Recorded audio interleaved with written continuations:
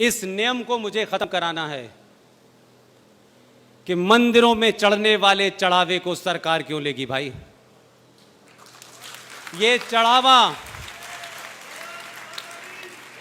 ये हिंदू आस्थाओं के तहत चाहे अयप्पा को दिया गया हो, चाहे महाकाल को दिया गया हो, चाहे बनारस में दिया गया हो, इस पैसे का जो दुरुपयोग हो रहा था वो मैं एक बात कह के बताना चाहता हूं आपको। ये जो पैसा आप चढ़ाते हैं सरकार इसका ले लेती है आपसे, और आपके चढ़ावे पे इनकम टैक्स भी लगता है। तो ये अरबों खरबों रुपया जो जा रहा था उसमें एक राज्य है जिसका नाम है कश्मीर, जो कुछ नहीं करता, जो कुछ प्रोड्यूस नहीं करता जीडीपी में, उनका निल कंट्रीब्यूशन है।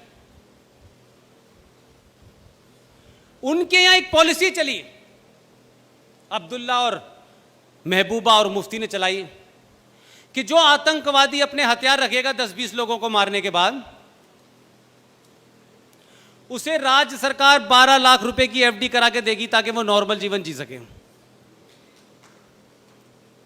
मैं ये सवाल पूछ रहा हूं इसलिए भाई, मैंने अयप्पा पे महाकाल पे पैसे किसी आतंकवादी को देने के लिए नहीं चढ़ाए हैं। ये पैसा मेरा है, मेरे धार्मिक मंदिरों का है।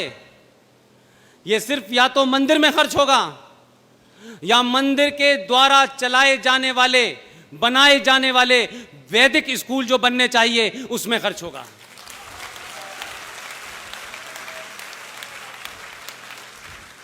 ये पैसा जो भारत सरकार का एक कानून है कि हिंदू अपने धर्म की शिक्षा नहीं दे सकता, हिंदुओं के शिक्षा संस्थानों के अंदर सरकार तय करेगी, लेकिन मुसलमानों सिखों में नहीं तय करती।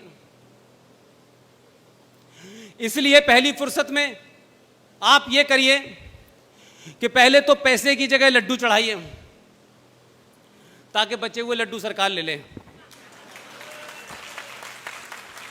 और दूसरा इसके लिए मुहिम चलाइए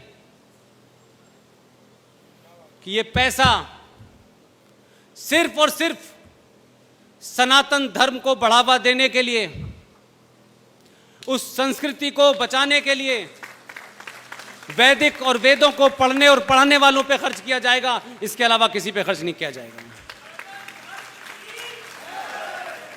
ये जो अरबों खरबों रुपया आपका है, इससे वैदिक स्कूल खुलने चाहिए जिस पे हिंदुओं का अधिकार होगा।